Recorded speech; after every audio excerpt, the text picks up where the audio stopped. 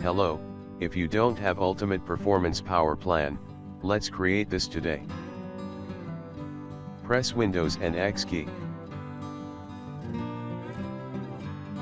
Select Command Prompt, Admin, or Windows PowerShell, Admin.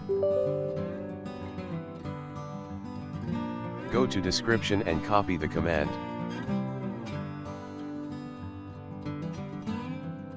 Paste it in the command prompt. Then press enter. That's it. You will find the Ultimate Performance Power Plan now.